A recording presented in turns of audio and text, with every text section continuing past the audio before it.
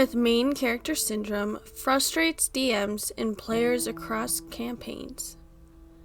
My D&D circle was founded in my local university among a small group of friends. We're complete newbies to tabletop gaming, so all of us came in without experience. Currently, we all still play, but we've excluded a particular player who's been infamous amongst us. So much so that we don't speak his name. But if a DM is complaining about someone, we know who they're talking about. I'll be calling him Larry from now on. To give a quick summary, Larry's a loudmouth who always wants to have the spotlight. He wants to be the strongest character in the party, both physically and politically. He tries to take the leadership position and tries to fold every other player under him. Whenever another player character slights his character, he takes it as a personal attack and gets vindictive. He interrupts other players, even the DM, to tell them what his character is doing, crack jokes, or hurl vitriol. He does backseat DMing and tries to control what NPCs are doing. He also orders the DM around at times. He has led one player to their death and another set of players into a suicide mission. He refuses to take any interest in any other character other than himself. Worse than that, he's always trying to make every plot and subplot revolve around himself.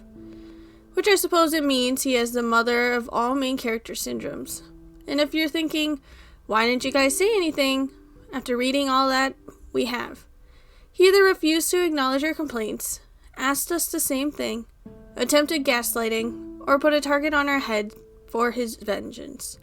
You got the quick rundown. That should be enough to work with. But if you want the full story, then hold on to your seats. It's gonna be a doozy. The major story of exceptional behavior can be found under Resonating Roots.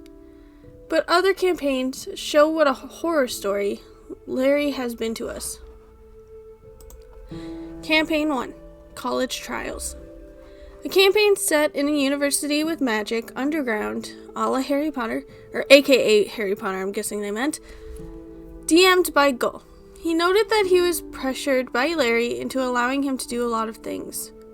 I wasn't a participant, so all I've got here is word of mouth. Larry, from the get-go, made lots of demands to Gull. When asked what character he wants to play, he said, "Who else better to play in D&D rather than yourself?" Then you can see how you fit in different settings and stuff. Remember these words clearly. They'll be the basis to his behavior for the rest of the story. The first thing Larry asked was to become the student council president. In a university setting, he's basically asking to become the king of a country. Gull relented, unable to say no. He continued to ask for special magic items because he previously received overpowered ones in another campaign, but Gull was at least able to refuse that. Egregiously, he would then ask for Gull to make his character build for him, asking for the strongest he can think of. To contextualize, he wants to play as himself, and he wants to be the strongest character there is.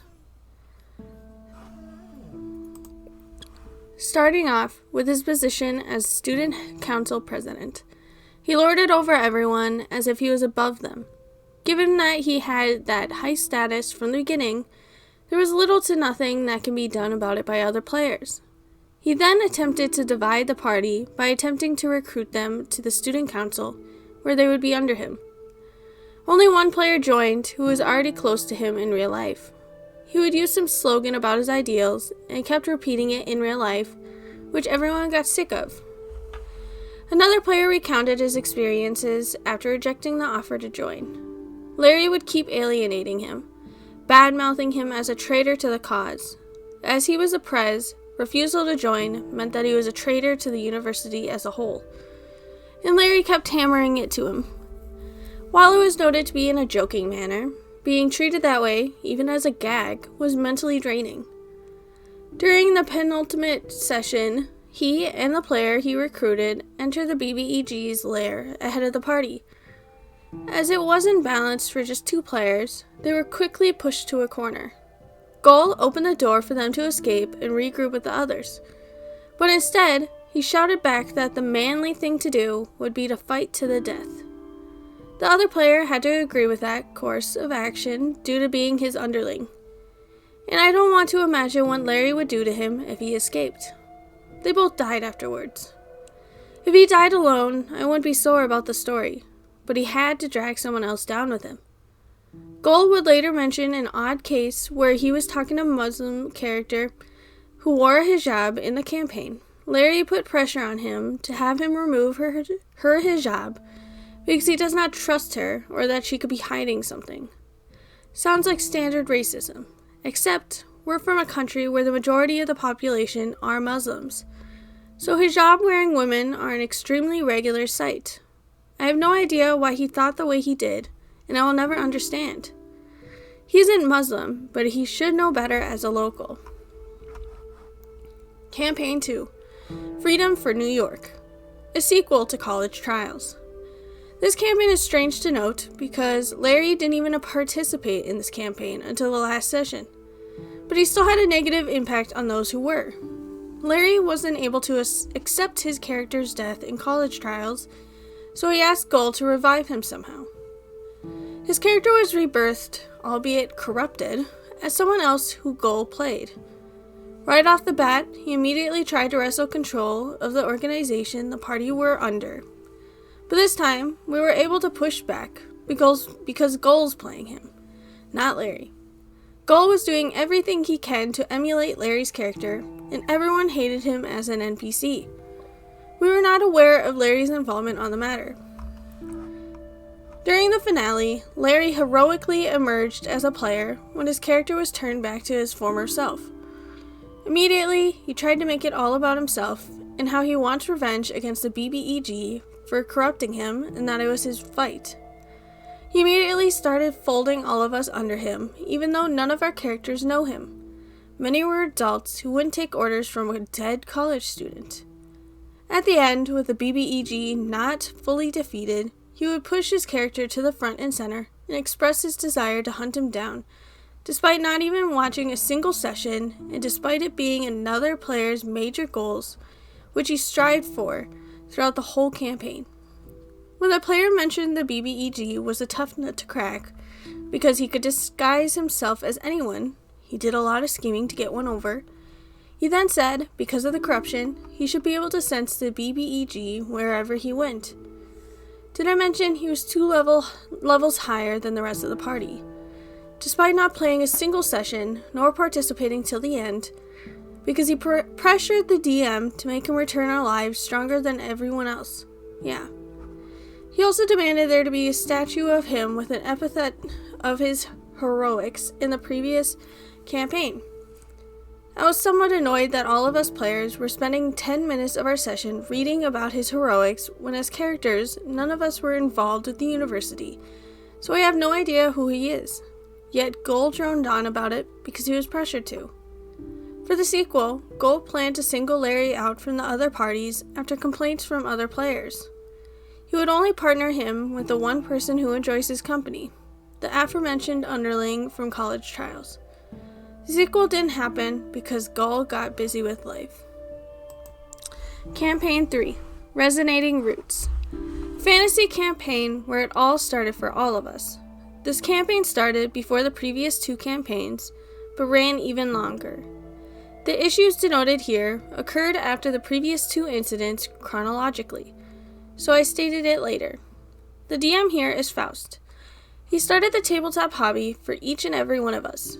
He already had it in his mind that Larry would be a problem player from the get-go, and put him into a solo session for his part of the campaign, believing he'd spell trouble in a party. Unfortunately, due to the way the campaign played out, he couldn't keep things that way. This is the longest entry compared to the others because I was the target of his aggression throughout the duration of this campaign. So most of this is personal, and I'll attempt to recount it while keeping things objective. Since Larry was on his own, he was given freedom to let loose with his main character syndrome because everyone else was an NPC. He played an Aasimar paladin, with all of the holier-than-thou behavior that would come from such a type. He'd hunt for magic items to make himself stronger, rise the ranks of a kingdom to become a general, and accumulate mass influence. Being separated from other parties allows him all the time and lack of consequence to do whatever he wanted.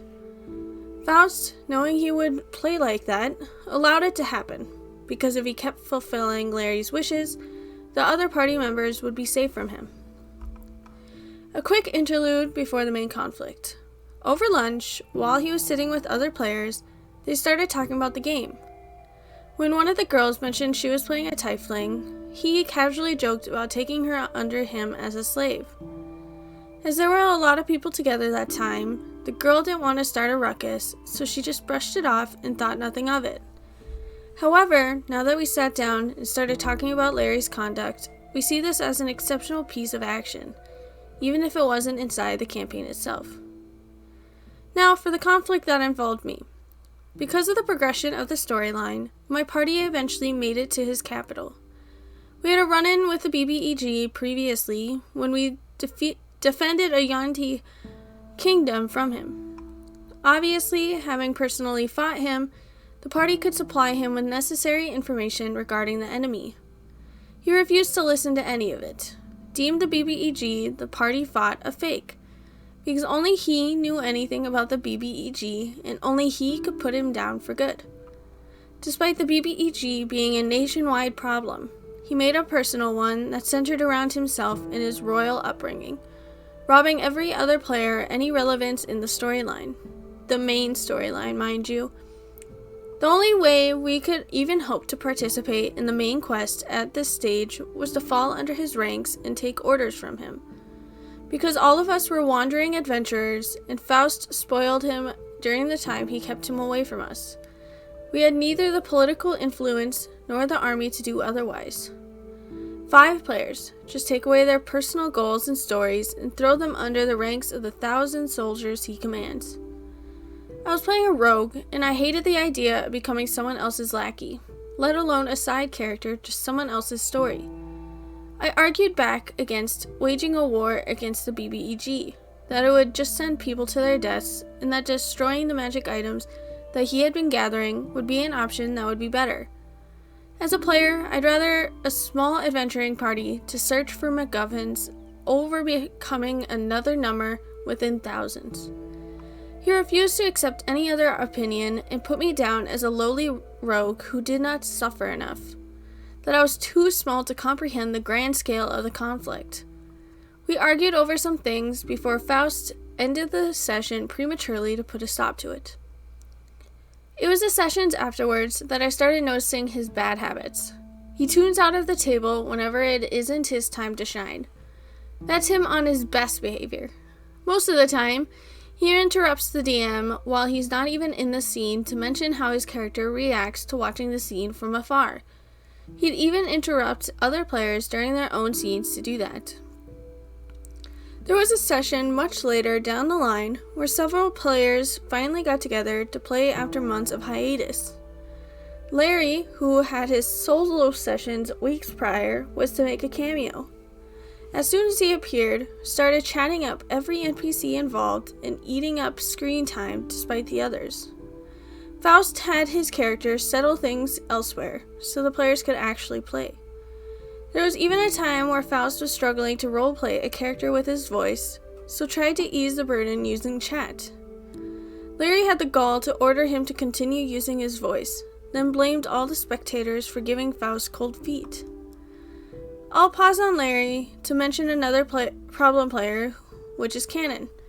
While her problems are different, she was close to Larry, and displayed her worst aspects ever since we let him in. Previously, she played her cleric standoffish and quick to jump the gun, despite always preaching about peace and forgiveness. During these sessions, Canon's cleric had a discourse with her brother and entered a foul temper. While the rest of the party was chattering amongst themselves, she suddenly walked in on us and started scolding us over something that was said. I believe it was some banter between my rogue and his wife, done in a usual lover's spat. But she got in between us and started throwing vitriol my way. Given her out-of-character temper, all of us asking her what her problem was, and she proceeded to shoot us with burning hands. When I lashed back that it was a terrible thing to do, when we were only trying to help her, she cast Banish on me. Faust had to step in and separate the parties again, and she ran to Larry and started ranting about my rogue in particular, as if I was the biggest problem plaguing the party. I was right in front of them, by the way. They licked each other wounds, acting as if they were righteous in these conflicts, simply because they played a paladin and a cleric. Oh, right before this happened, Cannon was burning down a forest in anger. At the end of the session, with the armies uniting as one to stand against the BBEG, Larry stood as the general of the kingdom, welcoming all the other generals to his kingdom, introducing himself to them one by one, while the rest of us stood at the sidelines watching him from the distance. Faust quickly ended the session there and decided it would be best to do it during a solo session because it was a terrible idea to sit a party down and have just one player doing all the roleplay. He was already cutting us off every opportunity before this too. I sat down with Faust and told him that as it stands, this isn't working. At all. I had no way of making the party dynamic work when I'm being singled out as an enemy while having any relevance to the campaign sucked out of me. So I came up with a plot. To destroy the magic items that the BBEG wants, my rogue await an opportunity to do it when they were all gathered. And that would be when Larry and BBEG clash. As the BBEG was the celestial who could look into one's memories, to overcome it, my rogue searched for a wizard who could cast Modify Memory, manipulated himself into believing Larry's army had killed his wife. Knowing his soul would burn with vengeance, he would ally himself with the BBEG. He'd set a trigger to return his memories when the artifacts were gathered in the final clash and finally destroy it at the BBEG's hour of triumph. Naturally, to make it work, only Faust and I knew this plan. Every other player would be led to believe I decided to work with the baddies because of the terrible behavior Larry and Cannon showed. It's a perfect ruse. Faust would post a short excerpt of my wife's death due to a fake solo session in the group chat to fully complete the lie. Playing a villainous role, I had fun with literally every other player, particularly I don't know how to say that. Maybe I'll just say M, who played a fighter in my old party, had split from the party at Larry's kingdom to continue wandering. His character wasn't one for politics and preferred adventuring. His fighter and my rogue had formed a trusting friendship, so when his adventures led us back together on opposing sides, it became an excellent uneasy friendship/rivalry. He didn't fully believe I turned evil, and that I must have something up my sleeve despite my dead wife. I was retreating back into my better half outside my vengeance-filled heart when I recalled our friendship. It was great. Another player with woman problems would cross paths with me, and we formed a good rivalry too, based on our connection over our feelings that do nothing but hurt us. What I'm trying to say here is that, despite me playing on the side of the villains, me and every other player were able to make the most out of it, and have lots of fun with a new dimension in our encounters. So that raises the question, what about Larry and Cannon? Before this session they found out what happened, I collaborated with M to draw a poster of our campaign, including all 16 of our PCs, Larry and Cannon included. I wanted to commemorate the campaign with him. On that very same day, upon discovering my new allegiance, the first thing that came out of their mouths was that I was a traitor who must be killed for my transgression. Cannon explicitly detailed how she would cut off my hands and burn me alive. They did not stop to question my motives. They immediately deemed me evil and singled me out as a target to murder. M was there, but didn't dare say anything because he was friends with them too and didn't want to cause any strife. He later apologized to me for keeping hush. I held nothing against him. I thought nothing of it and decided it'd be best to proceed with things as planned. Though it did kinda suck toiling away for a month drawing a poster to celebrate only to be treated like that. During the big showdown where my plan was to go off, Faust had planned for Larry to duel the BBEG one-on-one before being possessed by the magic items he collected, which was how he played into the BBEG's hand. As things got out of hand, the trigger would go off, and I'd backstab the BBEG and snipe the magic items, while another party, unrelated to me, mounted our rescue.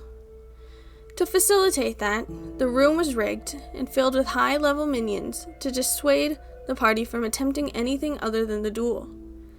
Previously, they encountered one of those, and it was an uphill struggle to overcome. So what happened? Upon meeting me, Larry and Cannon threw vitriol my way about how I was absolute scum for what I did. They did not question my motives, nor did they ask to check if I was really in control of anything. They refused the BBEG's duel, citing they did not bow to the demands of evil. Immediately, despite explicitly being told by Faust that the room was guarded by 20 of those minions, fired a guiding bolt at me.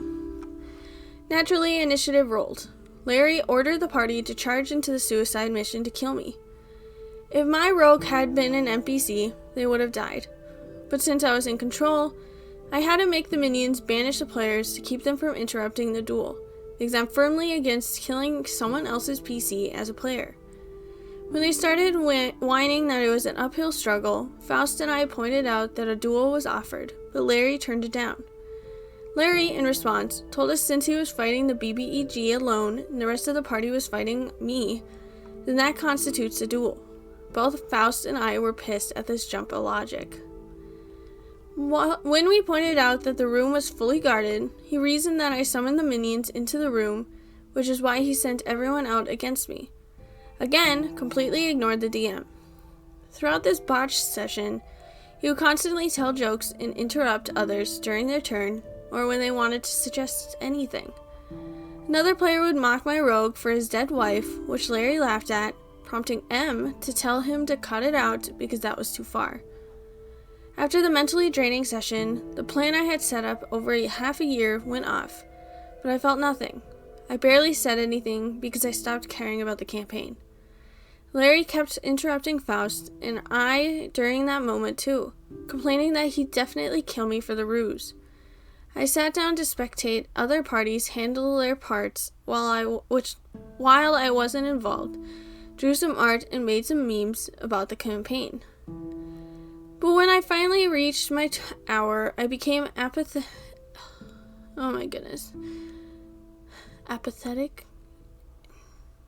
I think so.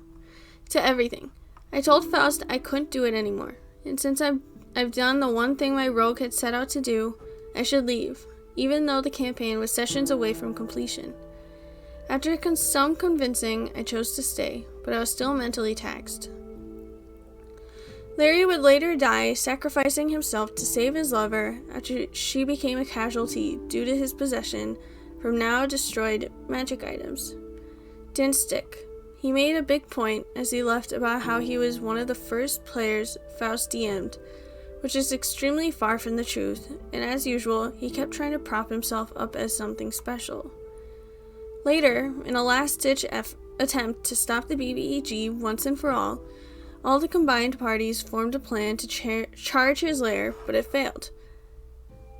A giant meteor strikes, and the parties are left scattered as the BBEG's army towers over them, outnumbering them by thousands. M had an endgame moment where he stood up to face the army, moment gladly given to him by Faust and the players because he joined every party at least once and did not steal the spotlight. Reinforcements came, and the players rejoiced with each and every NPC that came back for them over the 2-year-long campaign. Then, Larry's paladin was last.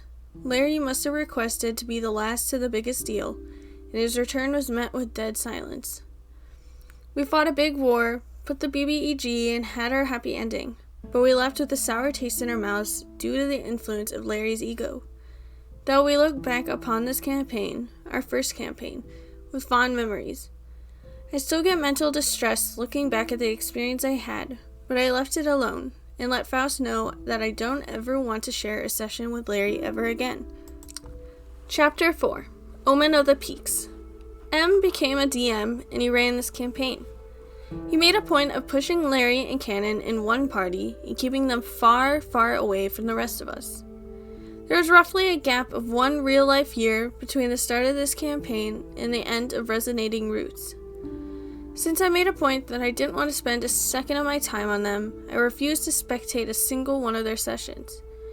I optimistically believed they had become better players over the year, and that M had them under control since they were friends. Cue the final sessions. Due to story reasons, there were 2 final battles that were to take place. Naturally, I was on the side of Larry and Cannon were not, so I had no idea what went down. Unfortunately, 2 players were rolled into their party, and their experience was horrendous.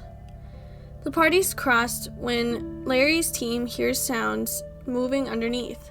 Rather than attempt to check, they decided to blast the ground with a fireball, despite knowing full well the other party is there. Due to the other party being part of the enemy faction, this campaign had many different factions and allegiances, they were treated with vitriol despite them also being players. Particularly, they had a rabbit folk on their team, who they've allied with and befriended over the course of the campaign. Larry kept cracking jokes about capturing the rabbit folk and eating it, despite being their friend. Once or twice it was fine, but he kept making it ad nauseam even though when no one was laughing. When a rabbit folk village arrived as a reinforcement, he cracked a joke about rations arriving. The other party was not amused. As for Cannon, she'd been upgraded to a friendly firebolt. She would always use AoE spells even if her allies are within it, and would not care to reposition it so they were safely out of harm's way. One player was left with 2 hit points in combat and was continuously mentally distressed that Cannon would be the one to end her. Cannon would often cast spells and then read what it does, which caused lots of problems. Larry never changed. He enforces his will upon others and drives the party as if they were under him. M noted that to allow his teammates time to roleplay, he would always send Larry far away to do some work and refuses to allow him to return to the scene because his superiors kept piling more work on him. Things really came to head during the finale. M, wanting to send his first campaign off on a high note, slept for only 2 hours, using the rest of his time to make preparations to make the final battle something to remember. But as usual for this party, preparations like these were for naught. To begin, as usual, they kept talking over one another, and they always interrupted someone who was talking, even M. They kept telling jokes over and over, even though they were told it was the final battle, which meant it should be met with some degree of seriousness. One particular incident that upset M was when the villain was having his big evil monologue about how he would subjugate the land when he was reborn as a god, and what did Larry's party have to say about it? Who cares? M threw down the notes he spent a whole day painstakingly preparing and continued with a heavy heart. They'd cut in when he was narrating. When someone else was having a turn, it was a barrage of chatter that killed any enjoyment that could be had from the campaign. One player had beef with a villain who betrayed their country. Larry came in and dealt the killing blow, robbing the player of any emotional catharsis of overcoming their enemy. Because the villains employed zombies and resurrection magic. The player attempted to behead the villain's corpse at the very least to ensure he didn't come back. Larry kept interrupting her both in and out of character that he already killed him. He already killed him. He already killed him. Apparently, this chatter got so bad, M had to mute the chat and cry to himself because of how mentally stressed he was. He let the tears flow for a minute and let them go off bickering at each other before coming back in and telling the next player to start their turn. There was one thing that Omen of the Peaks proved to our group of players, and it was that there was nothing in this world that could make Larry and Cannon decent players. Our only choice was to give up on them and hope they lose complete interest in D&D. Thankfully for M, the other party's session went off without issue, and the villain he created was given much praise for the thought and effort he put into making them. There is some silver lining this cloud. The present. And here we are. Gull has chosen to start college trials over from scratch without Larry's influence. Faust is running a school campaign I'm part of, which has been extremely popular amongst the players.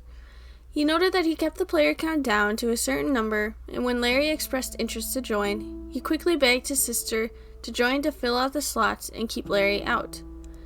His sister takes an authoritative role like Larry, but gives her characters notable flaws and expresses a lot of interest in the story of other players. She also draws, so that's more fun content for the campaign. Larry only asks people to draw his characters. He can't draw. M is preparing to begin a new campaign. He noted that the events that transpired has made him want to avoid DMing for Larry, but he decided he'd take the bullet and do it while keeping the rest of us far, far away from him. Because if Larry knew a campaign was being run by his friend without him, he'd pressure M into letting him join. Intelligently, M stated that joining the rest of us entailed starting at level 3, but if he stuck with his usual gang, the campaign would be run above level 10. Pretty easy bait for a player like Larry. I still participate D&D, despite nearly quitting from the mental damage I was inflicted, and we all have a good time together. So at the end of this horror story, I've come to learn that some players are just impossible to get through to. No words could change a player who doesn't believe they're doing anything wrong. All that can be done is to isolate them, and allow the decent players to have decent time. If you've read all this, thank you for taking the time, and I hope me and my friends' stories resonate with you in some way. I feel bad.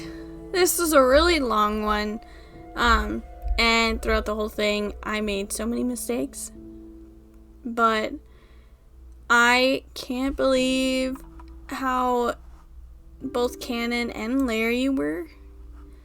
I do feel bad for the DMs that DM'd for them. We could easily say that they should have said something, but sometimes with people like Larry, it's not that easy.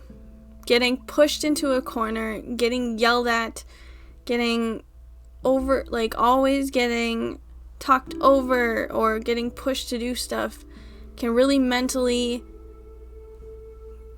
mess someone up. And I feel bad for M because he's taking the initiative to keep Larry away from everybody, and he shouldn't have to. They should push Larry to the side and have him find somebody else. But it's easy to say that, but probably not as easy to do that, especially if they do know Larry and he's not so bad outside of the game, which I'm not sure if he is or not. There was a lot of issues, and I think it could have gone along better if they had the ability to stand up to Larry, but it can be hard to do that. But anyways, that'll be all. Don't forget to tell me what you think in the comments, and don't forget to like, comment, and subscribe, and I'll see you next time.